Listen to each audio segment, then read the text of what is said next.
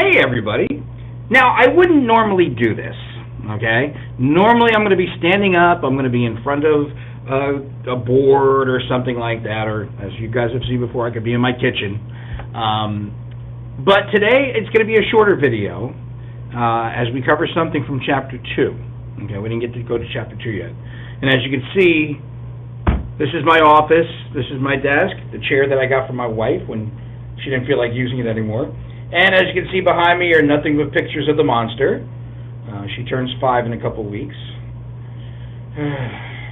Anyway, let's talk a little bit about Chapter 2, all right? Now, one of the things about Chapter 2 is that we communicate based on what we feel we know to be true, or to be right, or to be correct. And what that is that's a part of what we call perception, or what we perceive, whether it's communication we initiate or responding to someone who's communicated with us. Okay? If we ask somebody something and they answer back in a tone that's like, did I do something to offend them? What are they mad at me for? What are you, a jerk? And that's our perception, what we perceive, what we feel we know to be true, or to be right, or to be correct. Now, what we perceive, what we feel we know to be true, a lot of that, there's several different factors that go into forming our perception. It could be something we were born with, all the way up to something that just happened to us 5 minutes before we have a communication with someone. Everything can form our perception, but probably the single most important factor, the biggest factor that forms our perception of what we perceive is our own experiences. A lot of times we base what we perceive based on our own experiences. And that's how we then either initiate or respond to someone who's communicated with us. But because we rely too heavily on our own perception, we'll tend to make perceptual errors. All right? Now, let's see. What is probably the biggest perceptual error?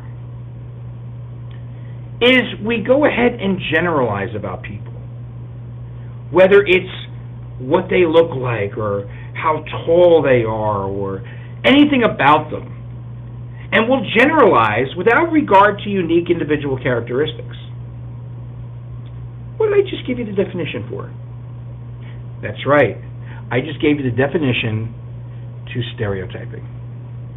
Now, a lot of times we purposely stereotype based on our own experiences, but sometimes it could be innocent. We'll stereotype based on ethnicity, cultural background, color of skin, religious beliefs, even geographic location. You're from West Virginia, you must be married to your sister, okay? But there's a lot of times where it's just tends to be a perceptual error. I'll give you an example. Let's go back 22 years and about 50 to 60 pounds ago. All right, so I'm a brand new faculty member, and it's 1999, and I need to show my class a film. So I have to go down to the media center to get a TV and a VCR. I don't know if anybody knows that from your history classes, a VCR. All right. So now I get down there, and I ask the guy, for a TV VCR. Now, he's never seen me before. He says, "You're a faculty member?" I said, "Oh, sure." I pulled out my brand spanking new faculty ID card. He says, "All right." So now, a couple hours later, I come back to return it. Well, now he knows I'm a faculty member. So the first thing he says to me, he says, "So, what do you teach, phys ed?" And I looked at him, and I said, "No!" And I stormed out. Now, the reason why I got so upset is I felt that he purposely stereotyped me. That because of the way I looked, there's no other subject matter I'd be eligible to teach, or I'd be smart enough to teach. But then I got to thinking about this very class and this subject. I'm thinking, well, maybe it wasn't that he purposely stereotyped me. He just made a perceptual error. That when he's working here at the college, okay, there are certain people who look like our WEX, our Wellness and Exercise Science professors.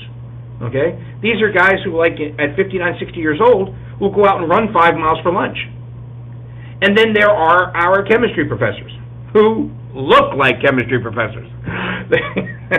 You know, just like back in high school, you had your gym teachers, and then you had your science or English teachers, who all seem to, for some reason, look a certain way.